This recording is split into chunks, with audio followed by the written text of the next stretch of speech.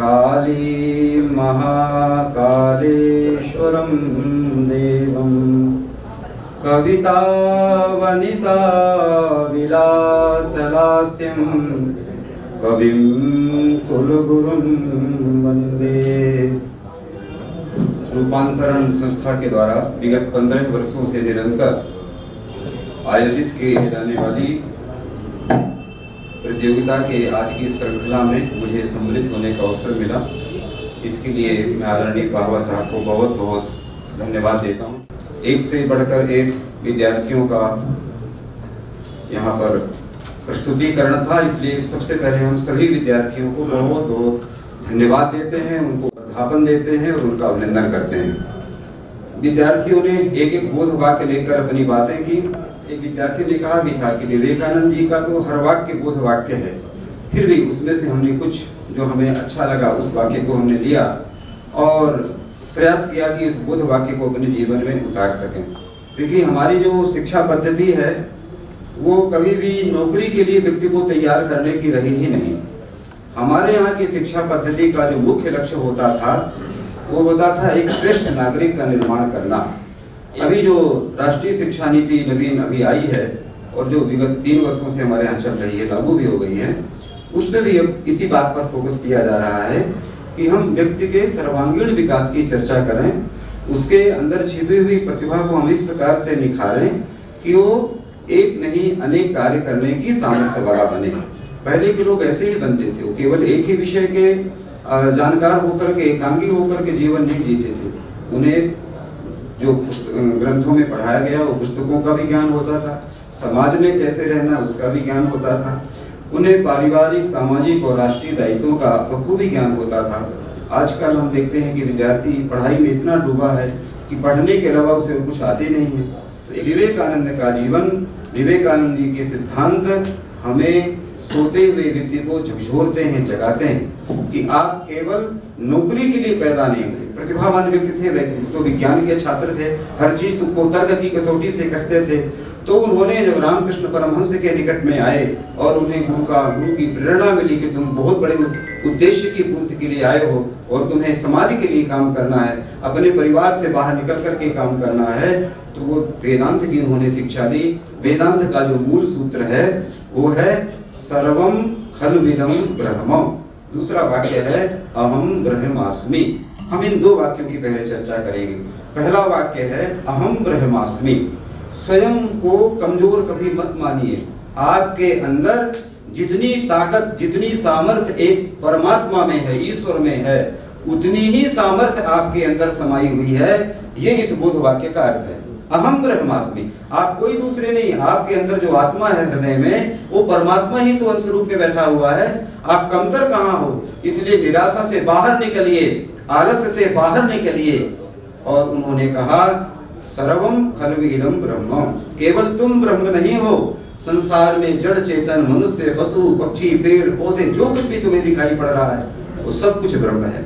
जब आप स्वयं को ब्रह्म की तरह पावरफुल मानेंगे और जो आपके सामने है वो भी ब्रह्म ही है, आपका कोई पराया दुनिया में नहीं, सब अपने हैं। जब इस प्रकार का महान विचार आपके अंदर जन्म लेता है तो फिर कहाँ पर अशांति की बात आई, कहाँ पर युद्ध की बात आई। ये उनके 2 बोध वाक्य हैं। स्वयं को पहचानिए, अपनी सामर्थ्य को पहचानिए और दुनिया को इस नजरिए से देखिए जैसे वेदांत समझाता है, तो फिर इस संसार में खून खराबे का अस्तित्व ही समाप्त हो जाएगा। यही बात उन्होंने वहां पर भी की जब शिकागो में उन्होंने भाषण दिया कि बहुत सारा रक्तपात बहुत लोग मचा रहे हैं, क्या इसी प्रकार की दुनिया हमें देखनी? और उन्होंने लोगों को समझाया कि मैं उस देश का निवासी हूँ जहाँ पर हर धर्म का जो है समादर होता है और हम युद्ध में नहीं बुद्ध पर भरोसा करते हैं। एक और वाक्य की मैं बात करके उनका जो बार बार विद्यार्थियों ने भी कहा कि उत्तिष्ठतो जागृतो प्राप्य पराम निबोधते, जिसका अर्थ अभी विद्यार्थियों ने भी आकर किया कि उठो, जागो और तब तक काम करते रहना जब तक तुम्हें लक्ष्य की प्राप्ति ना हो जाए। यहाँ पर क्रम उल्टा है। पहले कहते हैं उठो फिर जागो। यदि कोई सो रहा है तो पहले वो जागेगा फिर उठेगा ना, लेकिन यहाँ क्रम उल्टा है। कहते हैं उठो और जागो। वास्तव में यहाँ पर विवेकानंद बिस्तर में रजाई ओढ़कर सोए हुए व्यक्ति को उठाने की बात ही नहीं कर रहे।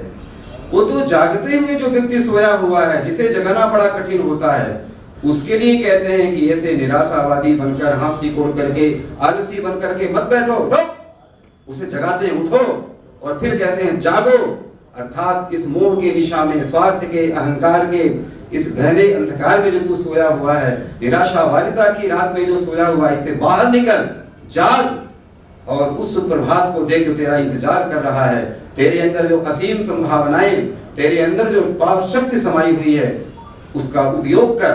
तेरा जन्म केवल अपने लिए नहीं हुआ, इंसान का जन्म अपने और अपनों से आगे बढ़कर समाज और राष्ट्र की सेवा के लिए होता है। इसलिए विवेकानंद का जीवन हमें बार बार जीवन में हमें झकझोरता है, जगाता है कि निराशावादिता से बाहर उठो, अपनी शक्ति को पहचानो, क्योंकि विवेकानंद कहते हैं अहम ब्रह्मास्मि। इस बात का निरंतर अनुभव कीजिए तो जीवन में ये निराशाएं जो आपको आपकी सफलता के मार्ग में रोक लगाने वाली जो भी ये मानसिक बीमारियां हैं, वो अपने आप समाप्त हो जाएंगी। कहते हैं कि भगवान से विनती करो। एक ऋषि कहता है कि कुरुवन नेवेह कर्माणि जिजी विशेष शतम समाह। ये ईशावास्योपनिषद का वाक्य है। इसमें ऋषि कहता है कि भगवान से प्रार्थना करो कि हे भगवान, मुझे आप 100 साल का समय दो। मुझसे समाज और राष्ट्र अपेक्षाएं करता है, हो सकता है कम समय में अपेक्षाएं पूरी ना कर सकूं, हो सकता है मुझे 100 साल लगे, लेकिन मैं आपसे ये चाहता हूं कि जब तक मुझे जीवन देना, मेरी इंद्रियां काम करती रहें। मैं बैठकर नहीं जीना चाहता, मैं आलसी बनकर नहीं जीना चाहता, मैं समाज में बोझ बनकर नहीं जीना चाहता। कुर्वन् नेवेह कर्माणि, मैं काम करते करते मरना चाहता हूँ। ऐसा आदर्श वाक्य जो हमारे उपनिषदों में कहा गया है, जिसको विवेकानंद जीवन में अपनाने की बात करते हैं, यदि हम वो जीवन में अपना पाए तो हम स्वामी विवेकानंद को जो बारंबार स्मरण करते हैं, निश्चित रूप से वो जहां भी होंगे तो हमें आशीर्वाद देंगे। इसलिए विवेकानंद जैसा जितना बन पाए, प्रत्येक विद्यार्थी को उनके जैसा बनने का स्वप्न अवश्य देखना चाहिए। हमें कुछ ऐसा बनना चाहिए कि आने वाली जनरेशन, आने वाली पीढ़ियां हमारा नाम बड़ी श्रद्धा और सम्मान से ले सके, तो हमारा जीवन सार्थक है। विवेकानंद बस इसी के लिए सोते हुए व्यक्ति को झकझोर कर जगाते हैं और उसे कहते हैं उठो, और जो जिस काम को करने के लिए तेरा जन्म हुआ उसे तब तक करते रहना जब तक तुम्हारे सारे जीवन के लक्ष्य पूर्ण ना हो जाए। वो केवल एक काम की बात नहीं कर रहे हैं, क्योंकि एक जिम्मेदारी हमारे ऊपर नहीं है, अनेकों जिम्मेदारियां हैं। पूरा जीवन निरंतर निष्काम कर्मयोगी की तरह काम करते रहने के लिए विवेकानंद हमें प्रेरणा देते हैं। मैं पुनः सभी विद्यार्थियों का बहुत बहुत अभिनंदन करता हूँ। सबने बहुत ही ऊर्जा से भरा हुआ, बहुत ही सुंदर प्रस्तुतिकरण दिया है, और सभी का जीवन बहुत अच्छा बने, मंगलमय बने, ऐसी मैं शुभकामनाएं देता हूँ। आदरणीय पाहवा साहब को बहुत बहुत प्रणाम। सर, आपने मुझे इन सभी प्रतिभावान विद्यार्थियों के विचारों को सुनने का अवसर दिया, हृदय प्रफुल्लित हो गया। सर, बहुत बहुत प्रणाम, धन्यवाद।